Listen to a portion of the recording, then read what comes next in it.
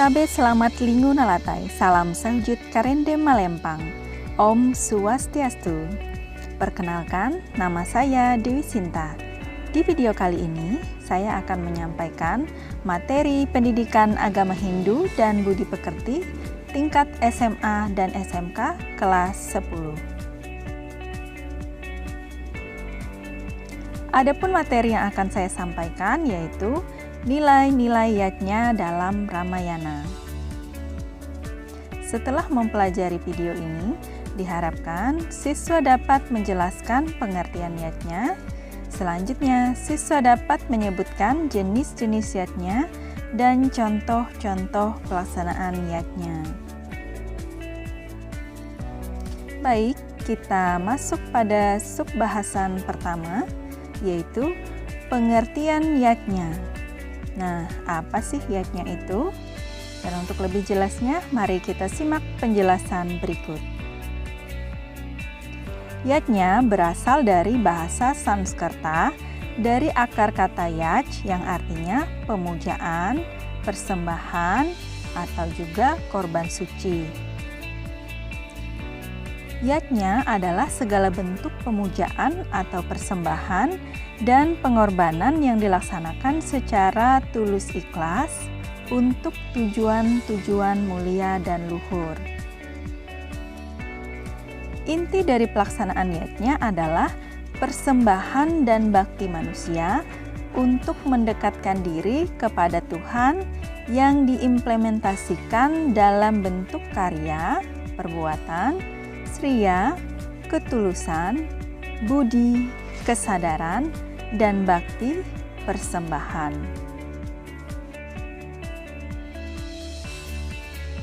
Selanjutnya, latar belakang pelaksanaan yajna.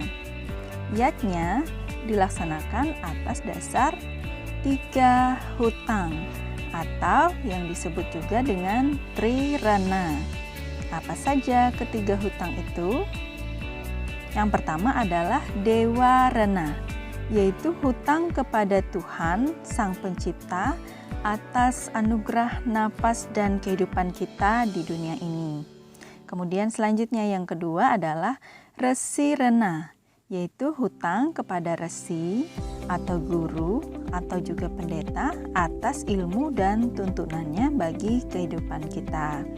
Dan selanjutnya yang terakhir adalah Pitra Rena, yaitu hutang kepada leluhur atau orang tua yang telah melahirkan, membesarkan, dan memelihara kita hingga seperti saat ini. Selanjutnya, yajna terbagi menjadi 5 bagian yang disebut dengan panca yajna. Lalu apa saja bagian-bagian dari panca yajna? Yang pertama, Dewa Yajna. Selanjutnya, Resi Yajna, Manusia Yajna, Pitra Yajna, dan Buta Yajna. Nah, selanjutnya kita simak penjelasan dari masing-masing bagian yajna tersebut sebagai berikut. Dewa Yajna adalah merupakan persembahan atau korban suci kepada Ida Sang Hyang Widiwasa, Ranjing Hatala Langit, Tuhan Yang Maha Esa beserta dengan manifestasinya. Lalu bagaimana sih cara kita melaksanakan Dewa Yajna? Yaitu berupa dapat kita lakukan dengan melaksanakan persembahyangan, misalnya ibadah basara, berdoa, puja trisandya, juga dengan kita melakukan pemujaan dan persembahan pada hari raya, misalnya Kajeng Kliwon, Purnama, Tilem, Tiodalan, dan lain sebagainya. Selanjutnya, Resi Yajna, yaitu persembahan atau korban suci yang ditujukan kepada para resi, pendeta, basir, pisor, pemangku, pemuka agama, dan juga para guru yang mendidik kita di sekolah. Lalu, contoh pelaksanaan dari Resi Yajna itu yang paling sederhana adalah dengan cara kita membaca kitab suci dan melaksanakan ajaran yang disampaikan. Kita menghormati guru kita menghormati para pendeta, para resi. Itu salah satu contoh yang paling gampang yang bisa kita laksanakan sehari-hari. Kemudian selanjutnya bisa juga dengan kita melaksanakan upacara penghormatan kepada para resi, pendeta, basir, pisor, pemangku, dan sebagainya. Dan selanjutnya tidak hanya dengan kita melaksanakan upacara, bisa juga dengan kita memberikan persembahan atau punya kepada para guru tadi, para resi, para pemangku. Selanjutnya, manusia yatnya, yaitu persembahan atau korban suci yang ditujukan bagi umat manusia. Ya. Contoh pelaksanaan dari manusia yatnya yaitu dengan kita melaksanakan upacara baik sejak manusia itu di dalam kandungan, kemudian lahir hingga pada upacara perkawinan, hingga rentetan-rentetan upacara yang kita laksanakan untuk mendoakan kehidupan kita umat manusia di dunia ini supaya kita senantiasa sehat, senantiasa diberkati. Jadi segala bentuk upacara yang kita lakukan di dalam kehidupan kita itu termasuk ke dalam manusia yatnya. Selain melaksanakan upacara, manusia yatnya juga dapat kita lakukan dengan kita mengucap syukur, kita memberikan makan, melayani tamu pada saat kita melaksanakan upacara, itu juga termasuk ke dalam bagian manusia yatnya. Kemudian selanjutnya juga dapat kita lakukan dengan cara kita menolong sesama yang membutuhkan. Nah, jadi itu contoh pelaksanaan dari manusia yatnya.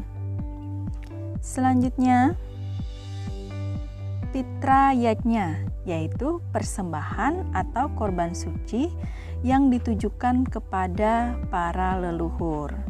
Nah, apa saja sih yang dapat kita lakukan untuk melaksanakan pitra yatnya?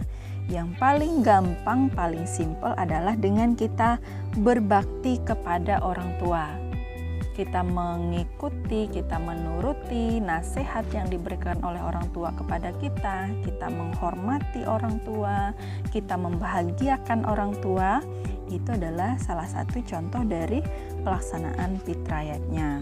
Kemudian yang selanjutnya, pitra yatnya dapat kita lakukan dengan cara kita melaksanakan upacara kematian bagi orang tua atau leluhur kita yang sudah meninggal.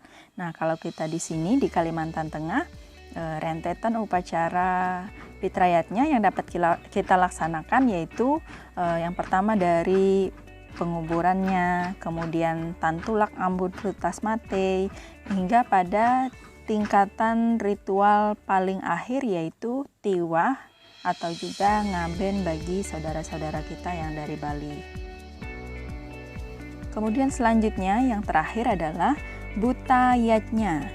Buta yatnya yaitu merupakan persembahan atau korban suci kepada para buta untuk menjaga keseimbangan dan keselarasan alam semesta. Jadi kita percaya bahwa alam semesta ini memiliki kekuatan-kekuatan yang pada intinya semua bersumber dari Tuhan Yang Maha Esa. Oleh karena itu, sebagai makhluk ciptaan Tuhan, kita harus senantiasa saling menjaga, saling menghargai agar tidak mengganggu satu sama lainnya, agar kehidupan kita di dunia ini, alam semesta ini bisa menjadi seimbang. Nah, buta yatnya ini bisa kita laksanakan dengan cara misalnya melaksanakan upacara macaru, kemudian juga melaksanakan upacara pakanan sahur lewu kalau kita di Kalimantan Tengah ini. Nah, jadi demikian tadi penjelasan mengenai nilai-nilai yatnya dalam Ramayana dengan subbahasan yaitu pengertian yatnya dan pembagian yatnya. Demikian yang dapat saya sampaikan, semoga bisa dipahami. Akhir kata saya tutup dengan Paramasanti. Om Santi Santi Santi Om Sahi.